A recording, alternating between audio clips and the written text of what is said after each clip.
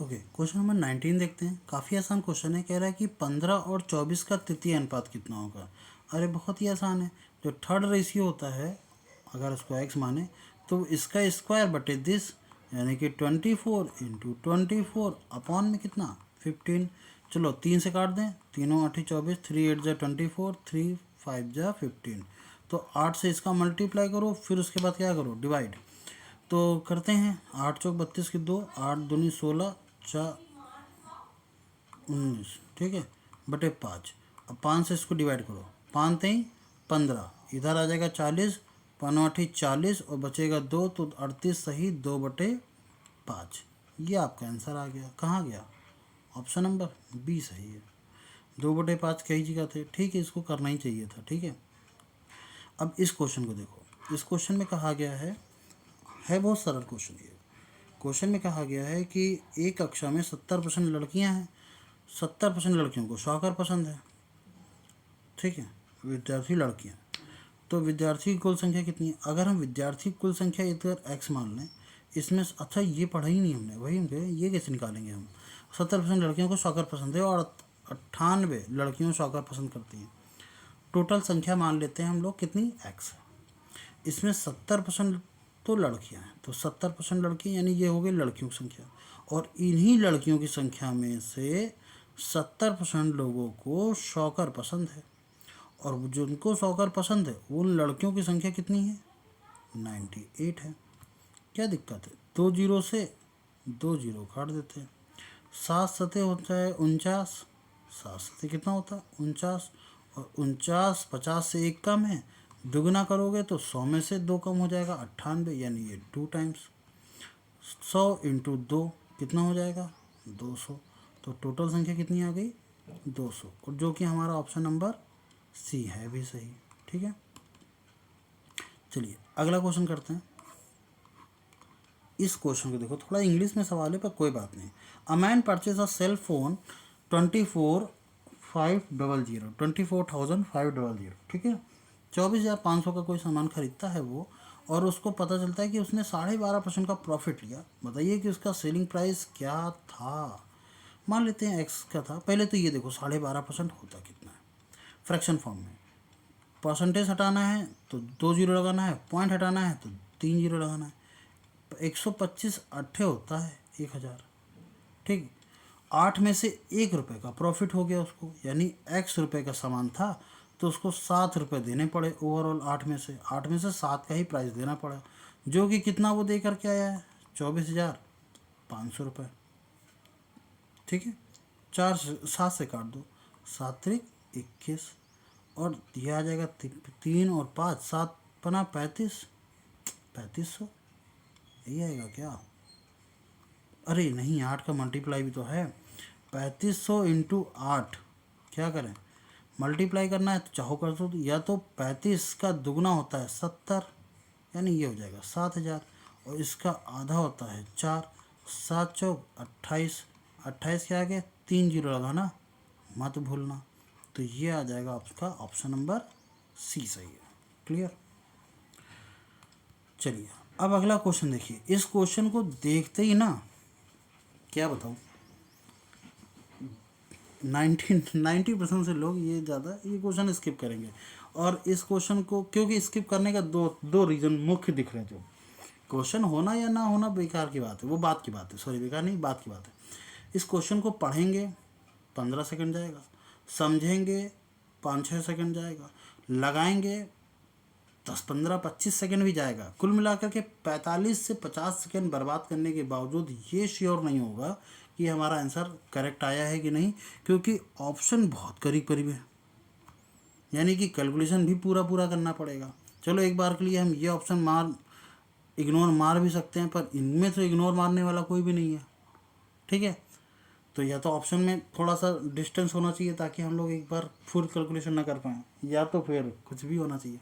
But इस calculation को मैं भी एक सलाह दूंगा आपको कि इसको स्किप कर दो। अगर समय मिलता है तो आप इसको देखिए, अदरवाइज़ आप स्किप भी कर सकते हैं, ठीक है। वैसे समय मिल जाता है लास्ट में, बट इसको स्किप भी कर सकते हैं। चलिए सवाल पढ़िए ज़रा। सवाल यह है कि एक ठोस व्यापारी द्वारा बेची जा रही प्रत्येक वस्तु का अंकित मूल्य 300 रुपये था।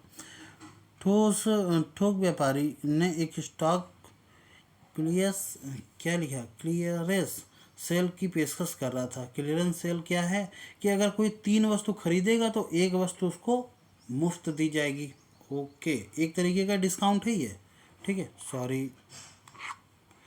और इसके अलावा अगर कोई 10,000 से ऊपर की अधिक वस्तु खरीदने पर उसको 3 में से एक मुफ्त तो फ्री पाएगी, साथ में 10% की छूट भी दी जाएगी। रमेश ने खरीदारी की जिसके लिए वह देय राशि कितने रुपए थी, 18,000 रुपये। उसने 18,000 रुपये पे किया, यानी कि जो उसका अमाउंट बना होगा ना वो 18,000 से थोड़ा ज़्यादा ही बना होगा, तभी तो उसको परसेंटेज छूट वूट मिली होगी कुछ।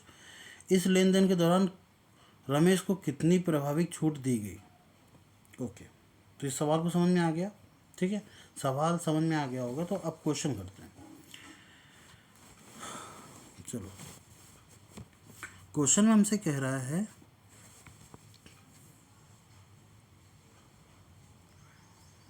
18,000 उसने पे किया है, ठीक।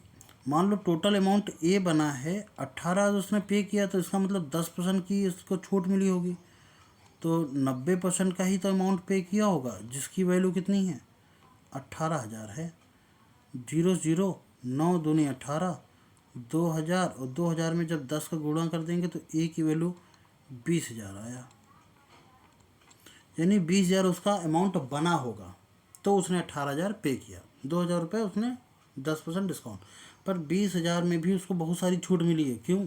क्योंकि उसने सामान बहुत सारा खरीदा है, और वो खुद कह रहा है कि हम 3 सामान खरीदने पर एक सामान तो फ्री देंगे, ये भी एक तरीके की छूट है, ठीक है।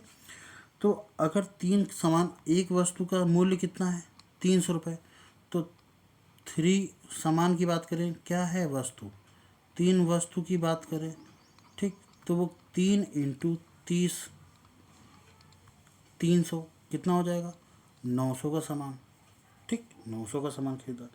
वस्तु कितनी मिल रही हैं, 4 वस्तु मिल रही है, तो इसका मतलब है 4 इंटू 300 यानी कि 1200 का।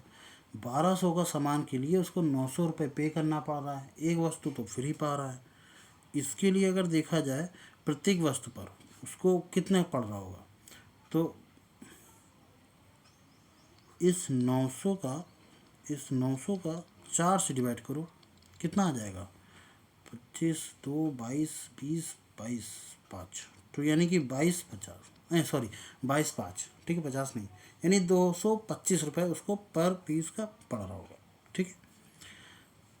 छूट कितनी दे रखा है, ठीक है, छूट अगर मैं डिस्काउंट की बात करूं तो कितनी होगी, 300 में 225 अमाउंट ले रहा है, इसका मतलब है 75 रुपये की छूट दे रहा है।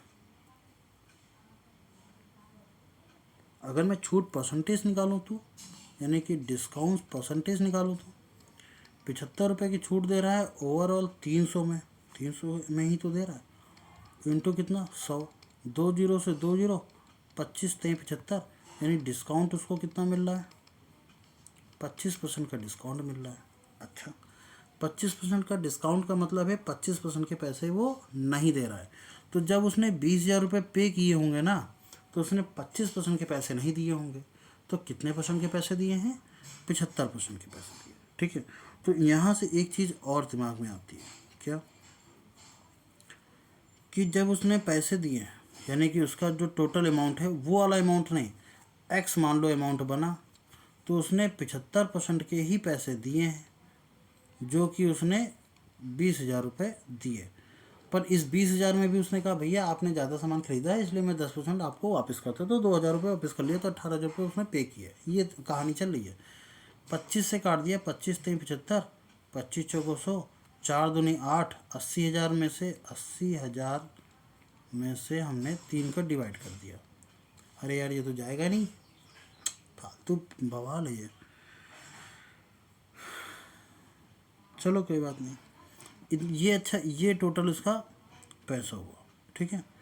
इस पैसे में 18,000 पे किए हैं, तो 18,000 माइनस कर दो तो ये छूट निकल के आ जाएगी। 18 3 54, कितना आ जाएगा, 80,000 में 54,000 माइनस करो, बहुत ज़्यादा माइनस करना पड़ रहा है भाई, सॉरी। तो 80,000 में से 54,000 माइनस करते हैं, ठीक है। तो 3 जीरो और ये 6 और ये कितना आ जाएगा 2, 26,000। तो ये कितना आ जाएगा 26,000 बटे 3। डिवाइड कर लेते, क्या ज़्यादा सही रहता, डिवाइड करने पर ज़्यादा सही रहता, ठीक है। तो ये ओवरऑल डिस्काउंट मिला कितनी राशि पर, इस वाली राशि पर 80,500 पर, 80/3 पर, ठीक है। तो सॉल्व कहाँ करूँ मैं, इसको यहाँ लिख लेता हूँ।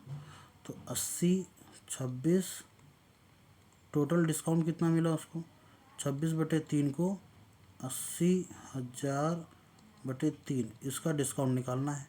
2 जीरो से 2 जीरो कट जाएगा, 3 से 3 कट जाएगा, 1 जीरो से 1 जीरो कट जाओ, तो कितना आ जाएगा 260/8। 4 से काट दिया, 4 छंग 24, 4 पंचे 20, 4 से काट दिया, 4 दूनी 8, और 65 का आधा कितना होगा 32.5%, जो कि आपका ये है, ठीक है। आप इस क्वेश्चन को कर सकते हो, पर अगर आपके पास समय है और आपने अच्छा खासा कैलकुलेशन आता है और जल्दी करते हो तो इस क्वेश्चन को हाथ लगाइएगा। मेरे तरफ से मतलब कोशिश करिएगा स्किप करो, क्योंकि 1-2 सवाल आते ही हैं आपको फंसाने के लिए, और अगर ये सवाल पहले आपने फंसा लिया तब तो ये 5 या 3 मिनट तो ले जाएगा, ठीक है।